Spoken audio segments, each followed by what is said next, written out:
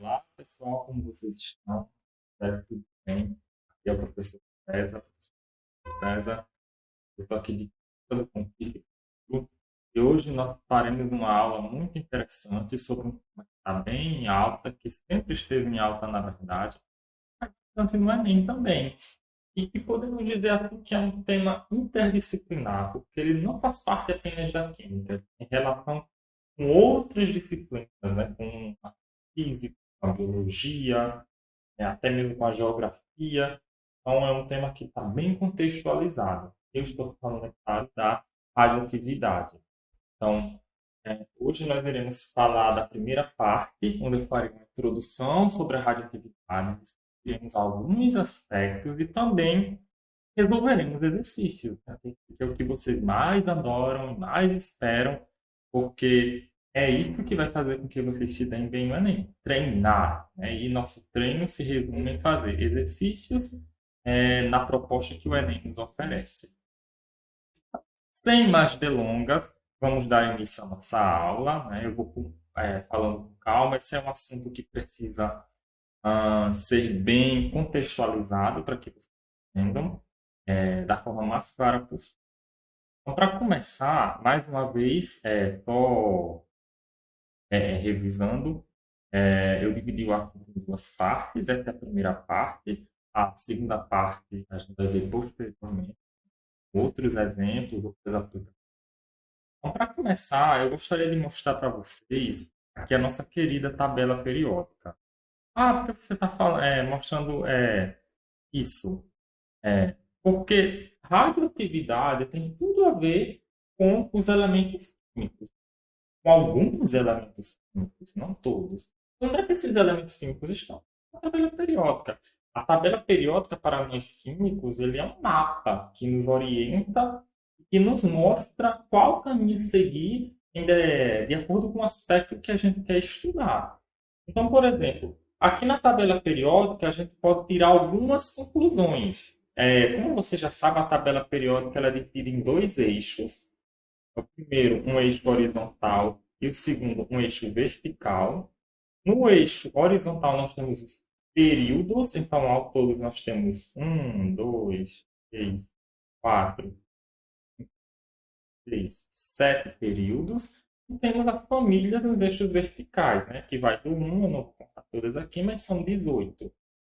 Então, por exemplo, se a gente for localizar um elemento, a gente pode se basear nessas rotas de ah, períodos e famílias. Então, por exemplo, aqui o primeiro elemento, o hidrogênio, o elemento mais simples que temos, ele está localizado na família 1 e no período 1 também. Né? Por quê? Porque ele está na primeira linha e na primeira coluna.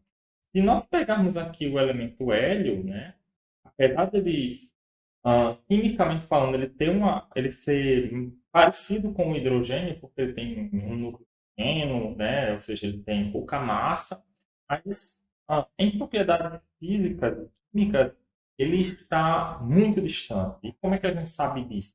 Pela tabela periódica. Porque ele se encontra aqui, ó, na última família, na família 18. Ele está no primeiro período, mas ele está na família 18. E essa família 18 ela tem uma característica específica, não sei se vocês estão lembrados, que é a família dos gases nobres. Então, nessa família só tem gases. Né? Outra coisa que eu queria mostrar para vocês é que essa tabela periódica eu fiz algo diferenciado nela, né? Para justamente trazer vocês dentro do contexto dos elementos radioativos. Eu coloquei um símbolozinho aqui radioativo, né, que para quem não conhece, esse é o símbolo da radioatividade, né, essa círculo amarelo com esses pontos pretos, para mostrar quais são os elementos que contêm capacidade de serem radioativos, né, ou seja, que podem sofrer decaimento radioativo. Então, tirando aqui esse elemento aqui, o texínio, a partir do 83, basicamente todos os elementos são radioativos. Por quê? Uma característica em comum que esses elementos têm é ter um núcleo grande. Quando eu falo de um núcleo grande, na verdade eu estou querendo dizer que eles são muito densos quimicamente. Lembra-se o que a gente tem no núcleo de um átomo? A gente tem os prótons, que na verdade são eles que flui mais na massa do átomo, e temos os nêutrons. Os elétrons, eles estão orbitando ao redor desse núcleo. Então, quando falamos de radioatividade, nós esquecemos um pouco os elétrons. Lembra-se que nas ligações químicas e nas reações químicas, o elétron é o foco da atenção. Mas aqui na radioatividade, na verdade, o que mais importa são os prótons e os nêutrons. Porque eles é que dão massa. E a radioatividade é a capacidade que um núcleo tem de perder uma determinada massa. Nós veremos isso mais à frente. Então, quando a gente tem uma quantidade alta de prótons e alta de nêutrons, vamos ter um núcleo muito carregado. E esse núcleo muito carregado, ele pode sofrer o que chamamos de decaimento radioativo. O que seria isso? Né? Tem um núcleo muito carregado, né? Vamos supor aqui um núcleo com massa X, e aí, passado um certo tempo, que nós chamaremos de período, passado um determinado período, esse núcleo vai perder uma determinada massa, então a massa desse núcleo vai decair, então eu vou ter nx-1, e vai liberar uma partícula alfa ou uma partícula beta com determinada carga e determinada massa. Lembre-se que pela lei de Lavoisier, que nós já estudamos, inclusive, a massa ela deve ser preservada. Né? Ou seja, na natureza, né, nada pode ser destruído. Então, essa massa ela vai ser preservada como uma partícula ou como um outro elemento.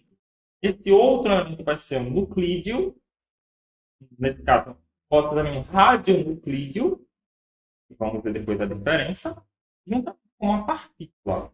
A partícula pode ser alfa, beta, gama, nós vamos conhecer cada uma delas.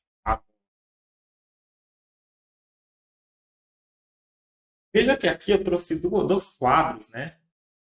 Um conjunto com 4 quadros, e aqui um quadro só. E é bem interessante falar sobre eles. Nesse primeiro quadro aqui, nós temos as principais partículas que podem ser geradas em um decaimento radioativo. As principais, a alfa, a beta, pode ser gerado um próton, um nêutron, um pósitron, um deutéron, um fóton, que não está aqui, mas também é bem importante. Uma partícula gama. Tudo isso pode ser gerado. E essas partículas elas possuem carga e possuem massa. Então, por exemplo, a partícula alfa ela vai ter uma carga de mais 2, uma massa de 4, ela é representada desse jeito. Lembrando, né? Massa sempre é representada em cima e a carga sempre é representada embaixo. Algumas representações trazem desse lado aqui. Não tem problema, né? Eu já vi materiais com essa representação e materiais com essa representação. Eu prefiro esse estilo aqui porque foi do jeito que eu aprendi, mas vocês representam como quiser. Então, aqui, ó, essa tabela basicamente é a mesma coisa, só que aqui eu tenho uma linha só para vocês entenderem. Então, uma partícula alfa, quando ela é emitida, ela tem uma massa de 4. O que isso significa? Que aquele núcleo vai perder uma massa de 4 e ela tem uma carga de mais 2, ou seja, aquele núcleo vai ficar com uma carga, vai perder uma carga e a partícula vai ficar com mais 2. Eu vou explicar mais detalhadamente isso depois. Por enquanto, vamos aprender só essas partículas fundamentais, que são as mais estudadas. Não existem só essas, né? Existem muitas outras partículas, mas essas são as mais estudadas. Então, a partícula alfa ela tem uma carga de mais 2, uma massa de 4 unidades de massa atômica. A velocidade dela é de 1/10 da velocidade da luz e a penetração dela é baixa. O que isso significa? E a penetração dela sendo baixa, se ela for lançada, por exemplo, contra nós, seres humanos, digamos que uma partícula alfa é lançada, uma simples roupa convencional já conseguiria evitar que essa partícula penetrasse no nosso corpo. Ela não faria muito. Então, a maioria da radiação, a radiação solar contém muita partícula alfa e ela não afeta em nada, não nos traz nada de prejuízo. Do mesmo jeito, a partícula beta ela é um pouco mais forte do que a alfa, porém, algumas coisas já seriam suficientes, até, por exemplo, um pedaço de papelão para repelir essa partícula. Agora, quando a gente fala de uma partícula gama, aí temos um pouco mais de dificuldade, porque ela já é uma partícula que consegue penetrar. Por exemplo, uma parede simples, a partícula gama ela já conseguiria penetrar facilmente. Então aí a gente já teria que tomar um certo cuidado, né? Porque a partícula gama ela é mais perigosa. Detalhe, não podemos confundir partícula com radiação. Vou explicar mais adiante para vocês qual é a diferença. Então,